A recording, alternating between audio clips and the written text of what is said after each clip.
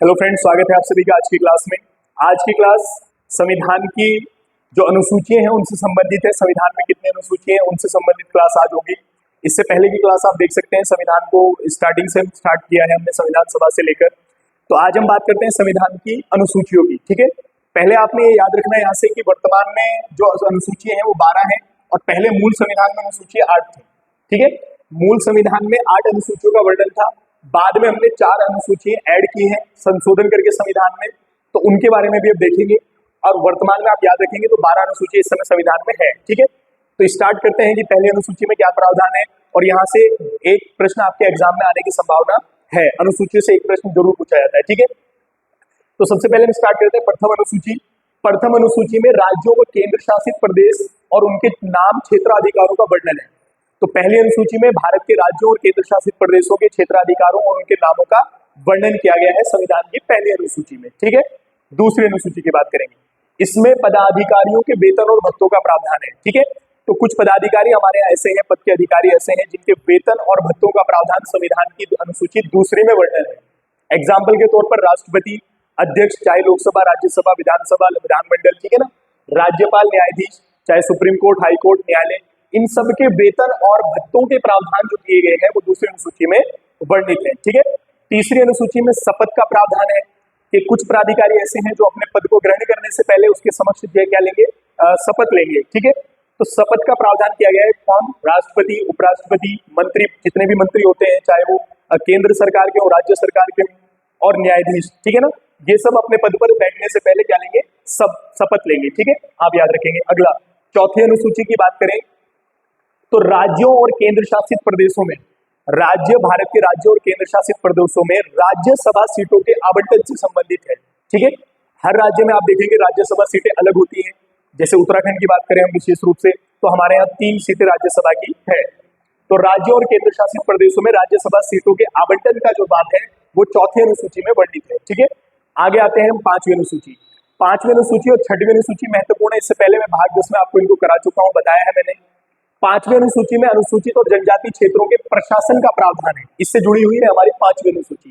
ठीक है, और 6वीं अनुसूची में 4 राज्यों का वर्णन है। मैंने आपको बताया था ATMM, असम, त्रिपुरा, मेघालय और मिजोरम, इनके जो जनजाति क्षेत्र हैं उनके प्रशासन का प्रावधान है। यहाँ से आप याद रखें 6वीं अनुसूची में 4 राज्यों के जनजाति क्षेत्रों के प्रशासन का प्रावधान है। आगे बढ़ते हैं 7वीं अनुसूची।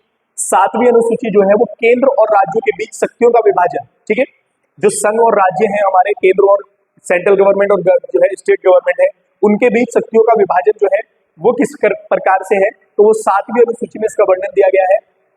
और आप याद रखेंगे यहाँ से कि इसके अनुसार हमने 3 सूचियां बनाई हैं, संघ सूची, राज्य सूची और समवर्ती सूची। संघ सूची के विषयों पर कानून केंद्र सरकार बनाएगी, राज्य सूची पर राज्य सरकार और समवर्ती सूची पर दोनों कानून बनाएंगे। अगर मतभेद होता है तो संसद के द्वारा बनाया गया कानून, केंद्र के द्वारा बनाया गया कानून ही मान्य होगा। ठीक है, तो अब हम आगे बढ़ते हैं 8वीं अनुसूची की ओर। यहाँ से भी एग्जाम में प्रश्न बनता है। 8वीं अनुसूची में 22 भाषाओं का उल्लेख है।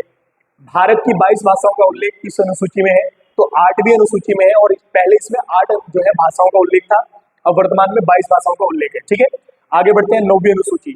यहाँ से आप याद रखना 9वीं अनुसूची, इसको पहले संविधान संशोधन के द्वारा जोड़ा गया संविधान में। ठीक है, प्रथम संविधान संशोधन संविधान में 1951 में किया पहला, और उसके आधार पर हमने संविधान में 9वीं अनुसूची को ऐड किया।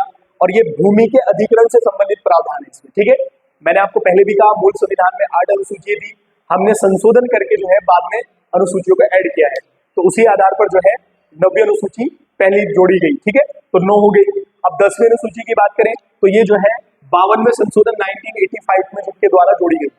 52वां संशोधन 1985 के द्वारा संविधान में 10वीं अनुसूची को जोड़ा गया, और जो दल बदल से संबंधित प्रावधान है। ठीक है, आगे बढ़ते हैं 11वीं अनुसूची। 11वीं अनुसूची और 12वीं अनुसूची आप याद रखेंगे, सिंपल है और आसान है। 11वीं अनुसूची को 73वें संविधान संशोधन और 12वीं अनुसूची को 74वें संविधान संशोधन के द्वारा संविधान में जोड़ा गया। 11वीं अनुसूची पंचायतों से संबंधित है। इसमें जो है पंचायतों को 29 विषय दिए गए हैं, और जो है जो 12वीं अनुसूची है वो स्थानीय सुशासन शहरी निकाय से संबंधित है, जिसमें इनको 18 विषय दिए गए हैं। ठीक है, तो ये थी संविधान की अनुसूची। यहाँ से 8वीं से पेपर में प्रश्न पूछता है, 11वीं और 12वीं से पूछता है, दल बदल से पूछता है, और जो है ये जो 5वीं और 6वीं अनुसूची है ये भी महत्वपूर्ण है, और तीसरी अनुसूची जिसमें शपथ का प्रावधान है ये भी महत्वपूर्ण है। तो आप यहाँ से जो है नोट भी कर सकते हैं, याद भी कर सकते हैं, एक बारी में सिंगल शॉट में याद हो सकता है। ठीक है, तो मिलते हैं अगली वीडियो में देशी रियासतों के भारत में विलय को लेकर, और उसके बाद संविधान के भाग 1 को स्टार्ट करेंगे। धन्यवाद।